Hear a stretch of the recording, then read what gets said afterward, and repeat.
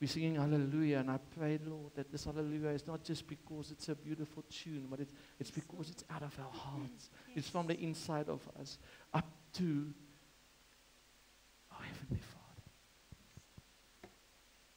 I pray, Lord, that this morning, this gathering we have here this morning is not because it's just a Sunday. It's not because we have a place where we come together, but it's because we want to be here. We want to be in the presence of God. We want to know God more. We want to understand God. We need wisdom of God. We need to know what the Lord wants from us. We need to come into the presence of the Almighty so that we know what the Lord has in store for us, so that we know wants to tell us.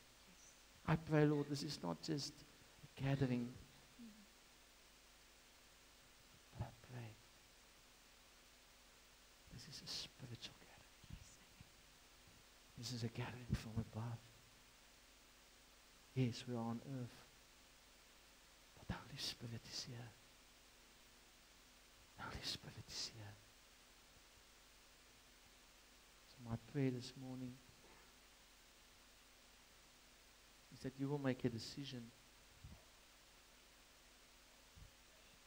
In what kingdom do you want to operate? Can we sing that song? I have decided to follow Jesus. Just slowly. I have decided to follow Jesus. I have decided to follow Jesus. I have decided to follow Jesus. No turning back. Praise the Lord, no turning back. Let's sing, I have decided. I have decided to follow Jesus. I have decided to follow Jesus. I have decided to follow Jesus. No turning back, praise the Lord, no turning back. The cross before me, the cross before me, the world behind me. The cross before me, the world behind me. The cross before me, the world behind me. No turning back, praise the Lord, no turning back. One more time, I have decided. I have decided to follow Jesus. I have decided to follow Jesus. I have decided to follow Jesus. No turning back, praise the Lord, no turning back. Amen, amen. Amen. Thank you so much. Thank you so much, musicians. Is that your decision this morning? Is that what you have decided? I asked earlier the question, in what kingdom are you operating? You must know, people, and you must know it very well, that there are two kingdoms. Can we make it a bit loud? Is it too loud? I can't hear myself. Hey? Maybe my ears are closed. Is it too loud? Let's ask the older people. Is it too loud? A bit softer. Fine like it is. Good.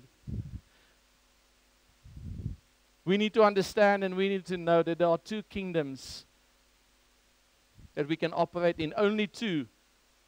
Not 5, not 6, not 10. There are only two. There's the kingdom of Satan and there's a kingdom of God. Now what we're saying this morning is that we need to make a decision. In what kingdom are we going to operate? Because in the kingdom of Satan, there's hate, there's jealousy, there's envy, there's strife, there's rebelliousness, and there's a lot more. But in the kingdom of God, as the word of the Lord says, there's love. We heard last Sunday, Pastor Gawie gave such a beautiful word. God is love. So if you decide to operate in the kingdom of God, we need to start operating in love. Amen? So as we sang, what is your decision? Can we separate you? Maybe those who choose Satan on this side, maybe those who choose God on this side. I don't know. No, no, stay where you are. I'm just playing. I'm just playing.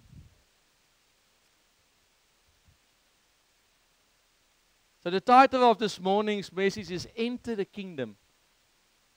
Now that may sound strange because we can either say how to enter the kingdom of God, or have you entered the kingdom of God? But you must understand, I'm just making the title Enter the Kingdom of God. Please understand that you need to make a decision. Please understand that this heading this morning is a verb. It's in a sentence. You need to make a step. You need to take a step. You need to make a decision. You need to decide where do you want to operate. The word of the Lord says you cannot operate in both worlds. If you are lukewarm in Revelations, the word said, I will spit you out. You can't be 50% in the world, 50% in God's kingdom. It doesn't work like that. We have to make a decision. We're either going to enter the kingdom of God and operate there. What does that mean? In love.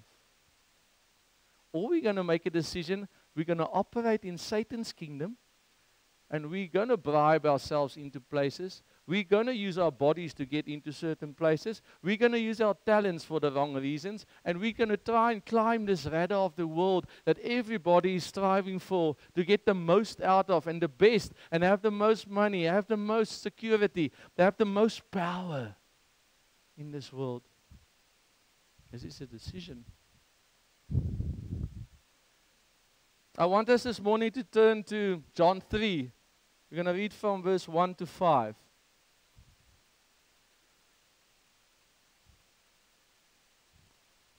For those of you who have your Bibles, are you there yet? John 3, verse 1 to 5.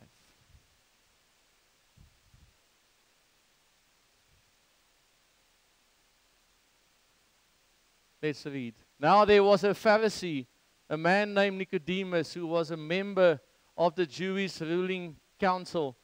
Before we go on, I just want you to understand, go back to verse 1. I want you to understand, this man that they are talking, or that John is writing about here, is a man that holds a high position in the Jewish ruling council. Nicodemus is his name. This man is not just an ordinary citizen. He's a teacher of God.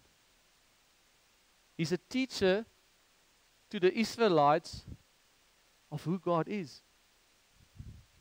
So let's just keep that in mind. Verse 2. He came to Jesus at night and said, Rabbi, we know that you are a teacher who has come from God. For no one could perform the signs you are doing if God were not with him. This verse 3. Jesus replied to Nicodemus. He replied to this high-standing man. He must be an oldish man because he's now this man who should know the kingdom of God. And he says, Jesus replied, very truly I tell you, no one can see the kingdom of God unless they are born again. Before we go on, I put in brackets from above. The Greek word here for again is from above. In other words, if you read this verse, it means no one can see the kingdom of God unless they are born from above. Now what Nicodemus does, he comes to Jesus and now he wants to see, he wants a glimpse. He can see what Jesus, what he's doing is different from what they are doing as Pharisees. It's different from how they are operating. All these signs and wonders that are happening. There must be something else in this man. So he wants to get a glimpse. He wants to see, but how's Jesus doing this? Because remember now, this is one of the high and mighties. This is one of the people in Israel that should know God's kingdom. They should know how God operates. So now he's trying to see and get a glimpse. Now, and then Jesus says this to him. No, you can't see. Because you are operating in the kingdom of the world. Yes, maybe you got this position because of your qualifications. Maybe you got this position because you bribed somebody. Maybe you got this position because you had got people on your side and they voted you into that position, but you can't see, because the only way you can get into the kingdom of God is if you are born from above. Then in verse 4, Nicodemus, he actually, for an intelligent man with a high position, he comes and asks this silly, I'm sorry, I'm going to say it on, I hope they're not recording, this stupid question. How can someone be born when they are old? Nicodemus asked, surely they cannot enter a second time into their mother's womb to be born. Listen, I think if you ask Matteo, he's about 7 years old, he would know that you are born once physically. There's no way you can go back into your mother's womb and be born again. Do we agree? Jerome, have you asked that question before? I've never asked that question because I know it. Do you agree? Have you asked the question, yo, Mom, I've messed up in life. I'd rather, can I please be born again? I need a new way. I need a new way into where I am now. I've messed up. I'm in a place where I don't know where I don't know where to go. But maybe I can just be reborn again from my mother's womb. Give me a second chance.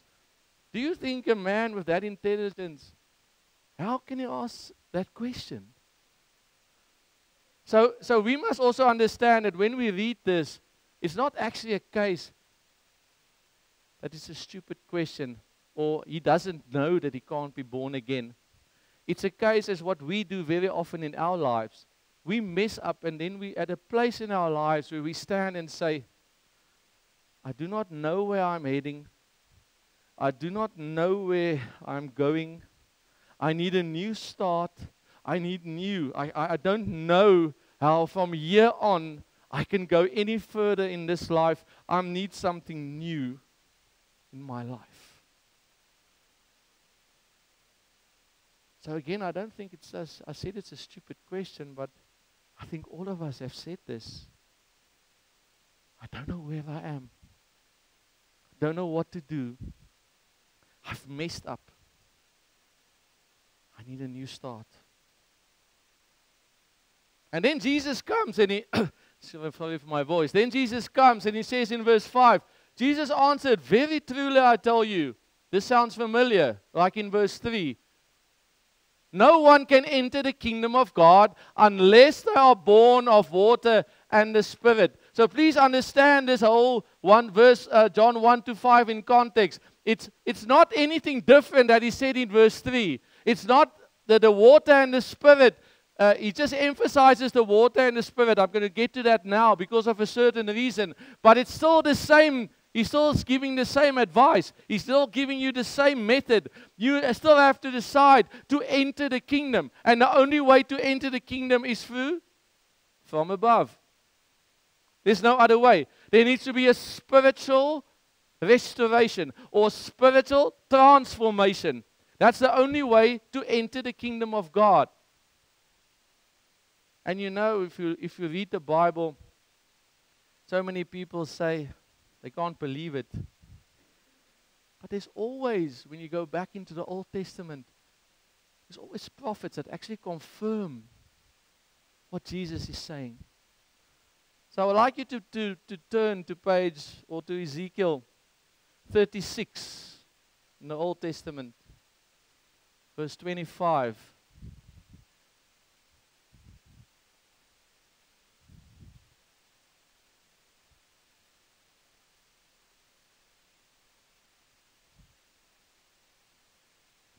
Can I continue?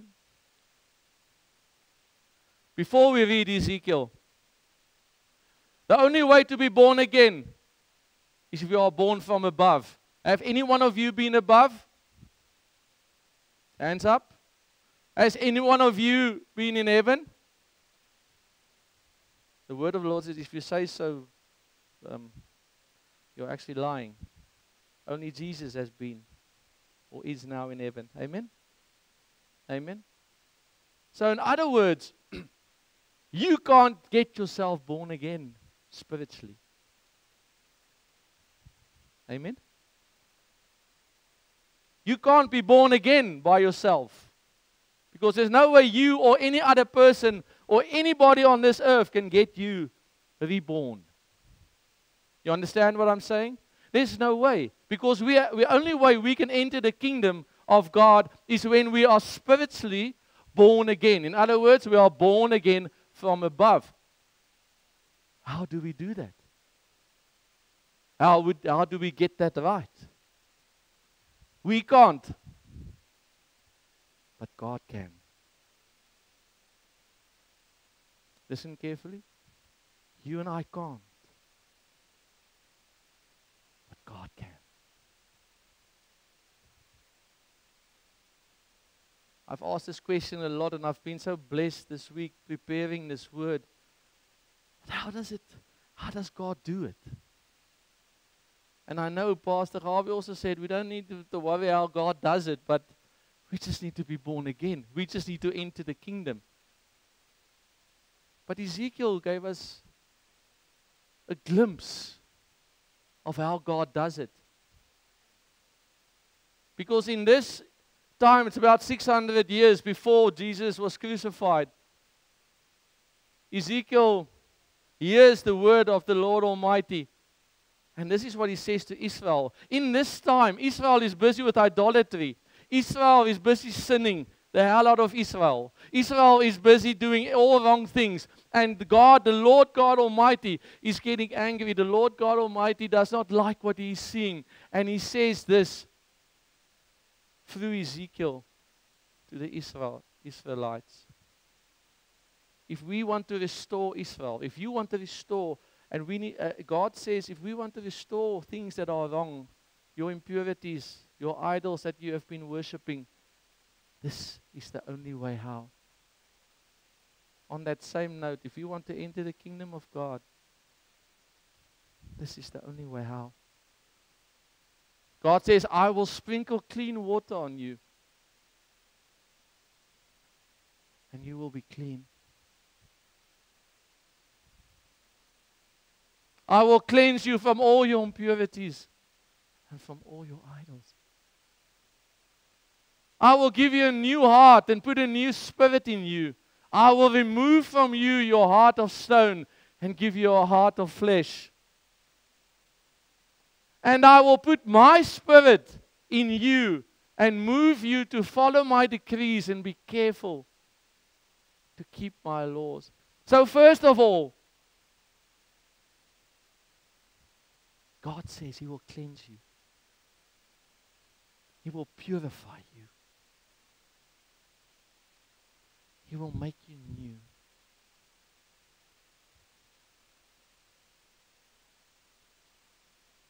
Can He do that if you have a heart of stone? Can He do that if you don't surrender to Him? If you don't give what you have? Remember, all we have is here. All that we have is here. There's nothing else that we have. You may have acquired a house. You may have acquired whatever you have acquired in your life. You may have built that up. But all you have is in this body. So we need to make a decision, and I'm going to come back to this so many times this morning. Are you going to surrender to God so that He can cleanse you? So that He can purify you? Are you going to surrender to God so that He can take these idols, clear you of all these idols you've been using in your world,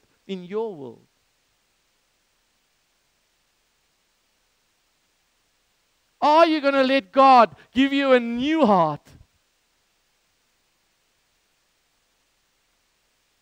A heart of stone is unrepentable. It's hard. It's hate. It's selfish. Doesn't want to change. God can do nothing with a heart of stone. He cannot do anything with a heart of stone unless you let Him. Unless you make this decision, God, I am where I am because of my heart. I am where I am because of my stubbornness. I am where I am because I've done things my way. I am where I am in my life because my heart has just been looking after me. It's been not worrying, not caring about anybody else. It's just been thinking of me. I am where I am because I just want to pleasure myself. On the other hand, if you give God the opportunity to change your stubborn heart, to change this unrepentable heart into a heart of flesh, a heart that will love again, a heart that can feel again, a heart that can give again, a discerning heart, a giving heart, a loving heart. That's another preach by itself. Has your heart changed?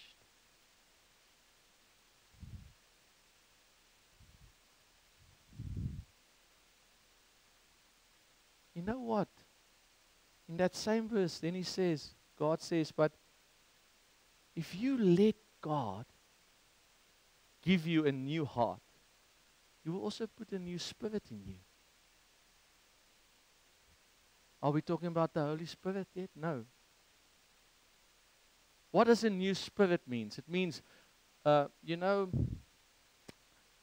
us being in rehabilitation, we see this often when somebody comes into rehabilitation, they don't really know who they are. They're also a bit shy. They don't say much. They don't really know where they fit in. But the more, I almost want to say, they get rid of the addiction and the demons, the more they understand and start understanding who they are and who they actually are made to be. And then what happens, that spirit that came in that person, it was pressed down, it was looked down on. The person himself thinks, but I am worth nothing. The person himself thinks, but there's nothing for me. And then as he starts to rehabilitate, as he starts to understand new things about himself, his spirit changes. All of a sudden, there's a smile on his face. All of a sudden, he starts talking a bit more. I'm saying he, ladies, sorry, but this is just not to have to say he and she, but I mean all of us. All of a sudden, there's a smile. Now and again, there's a humor coming in. Now and again, you can see, but there's talents coming through because there's a new spirit in this person.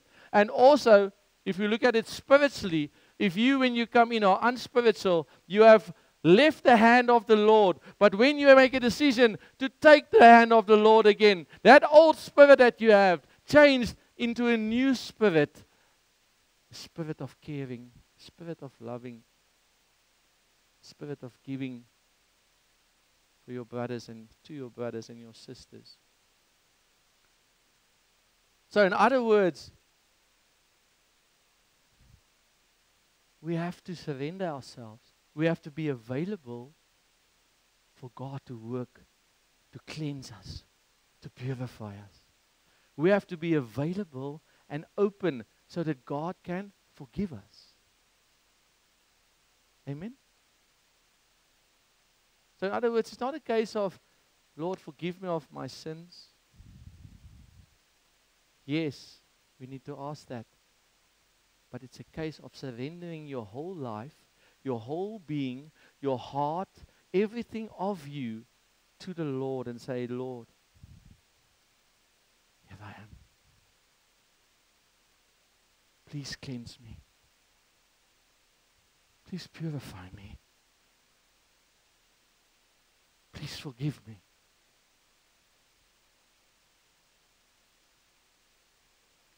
It's a case of putting this old heart away to the side and asking God to, Lord, give me a new heart. Give me a heart that can love. Give me a new heart, Lord. This old one has got me to this point where I am now. Give me a new heart, Lord. I want a fresh start, Lord. I need to start again. You know what? Sometimes, and this we do often, we like to bump our heads more than once. We do not go to God. We actually go back to the world again when we bump our heads. When we ask a new start, we go back to the world again. Oh yes, there's somebody that maybe can help me. There's somebody I can get into a nice position again. There's somebody that can get me to where I want to be, a home again, security again, nice friends again. So we actually go back again to the kingdom of Satan for help. We do not go to God, who can do all this for us, purify us, cleanse us, forgive us.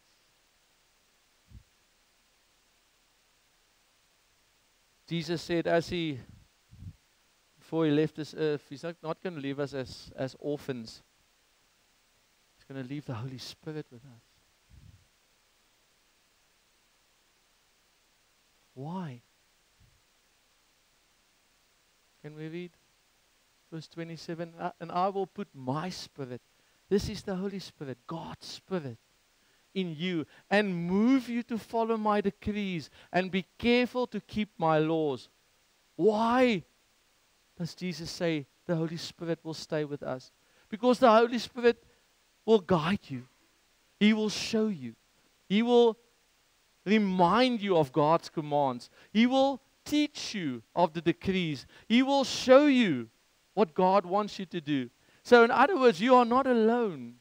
The Spirit of the Lord is with you. So what God is saying, I will cleanse you, I will purify you, I will put a new heart in you, and I will not leave you alone. I will give my Spirit, God's Spirit, to also be with you, so that when you do something, that when you talk, when you operate, when you walk, when you move, you will follow God's commandments. You will follow His decrees, and you will not follow the things of Satan.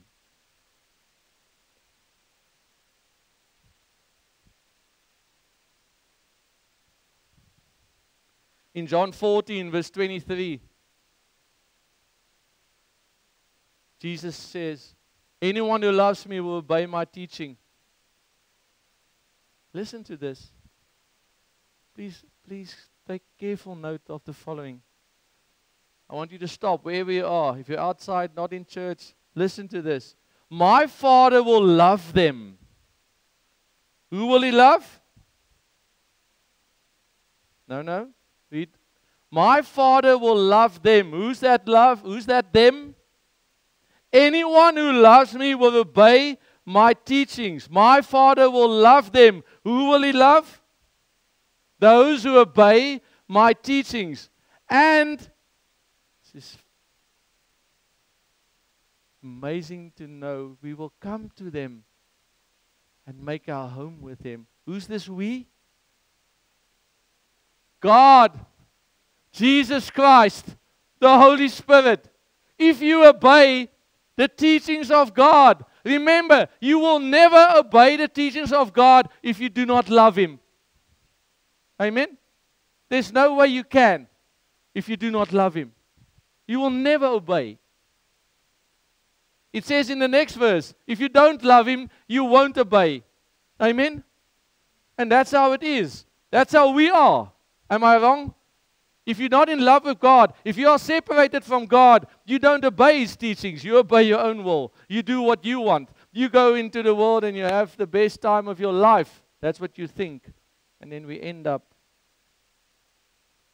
sometimes asking for a new start.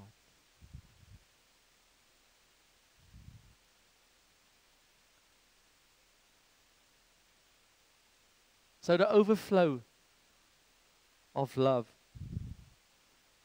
the reflection of love, is obedience. Amen? Even in a natural relationship, me and my wife, because I love my wife, I'm obedient to her. Doesn't mean I'm higher or lower, but I am obedient to her. I want to say this again. A reflection of love is obedience to God. If we say we love God, we need to be obedient to God. Otherwise, the word says you are a liar. In Matthew 7, I think I also have it up here, verse 21, the word of the Lord says, not everybody that says Jesus, Jesus will, will enter the kingdom of God. So you being in church here and singing the words Jesus doesn't mean you will enter the kingdom of God. You praying at home in your quiet time doesn't mean you will enter the kingdom of God.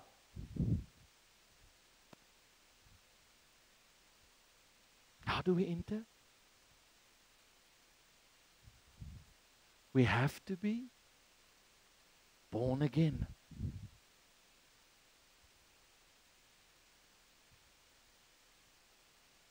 I can go through everything again if I need to explain what born again means. We have to obey. We have to be obedient. Remember, from obedience comes trust. An outflow of obedience is trust. So the next question I have is, do you trust God?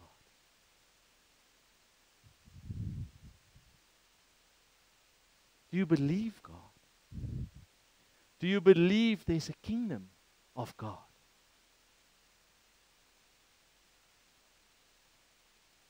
I think this is where most of our problems lie. We don't believe. Our faith is not strong. We hear about a God. We know some people are talking about God. There's a Christian community that they go to church and they sing songs and they do things that godly people do. And we hear this. And what happens is, that's where we stop.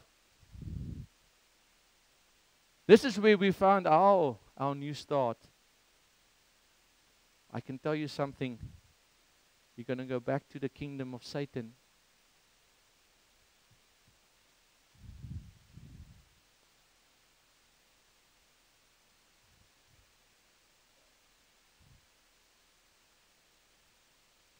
There's only one way to enter the kingdom of God. So I've decided follow Jesus. There's only one way. I can't do it for you. Tanya can't do it for you, ladies.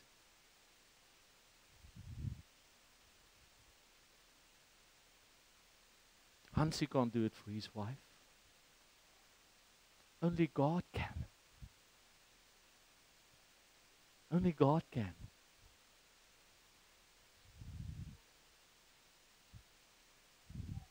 So this morning, if you are sitting here and you are not understanding yet, you don't understand this yet, I must ask you to open yourself up to Christ. I must ask you, I can't do it for you, to open your heart to Christ. Because He will cleanse you. He will purify you. He will forgive you. My wife sometimes a while ago asked me, my husband, I've done so many wrong things and bad things. Will I be forgiven? When I stand in front of God one day, will He let me enter? And I told her, if you ask forgiveness and you let God cleanse you and purify you, you will enter the kingdom of God. Sometimes we think, oh, this thing I did, that night that I had, this thing I did, I can't forgive myself. God will never forgive me. He will. But He can only do it if you open yourself up, your heart to Him.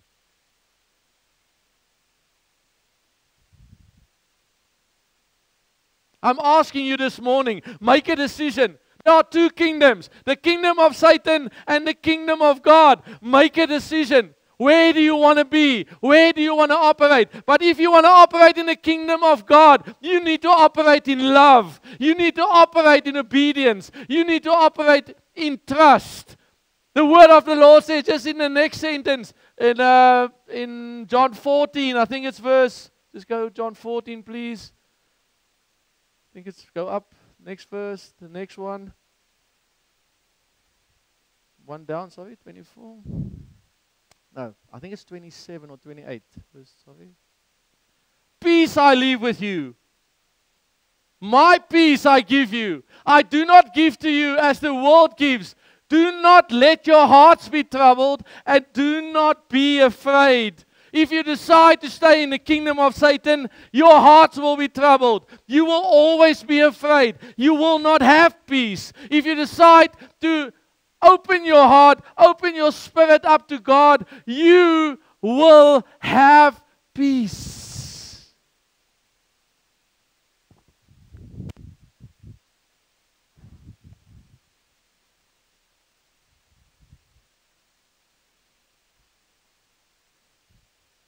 What is your decision?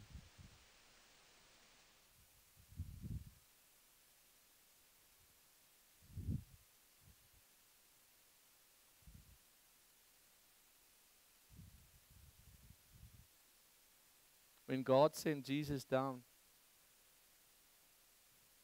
to die for us,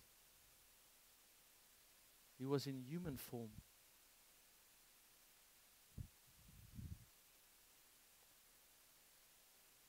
He had to make a decision. Am I going to let or do my Father's will? Or am I going to do my own will?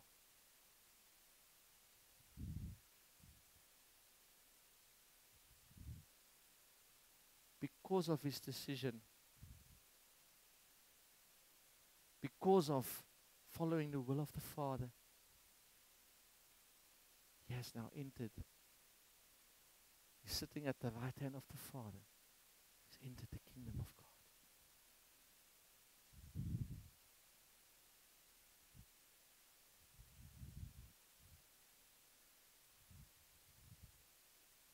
I want to give opportunity this morning. The Holy Spirit has spoken to you.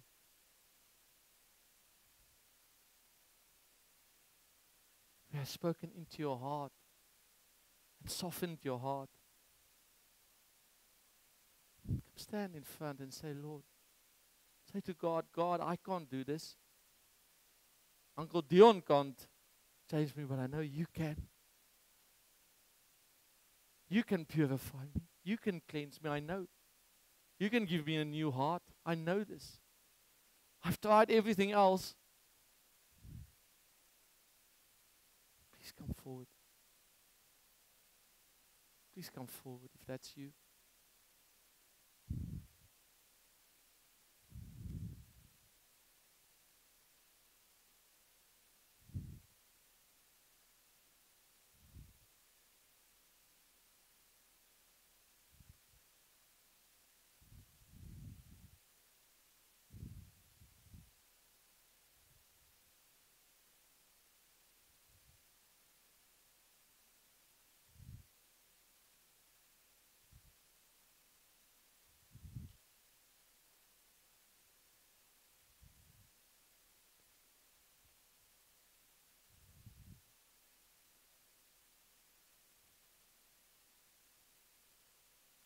This morning, when you are in front, I don't want to say too much. I've said enough. I don't want to say too much. I want the Holy Spirit to work in you. For that to happen, you need to be receptive. You need to open your heart. You need to say to God, here I am, God. Here I am, God. Heal me. Cleanse me. Make me new.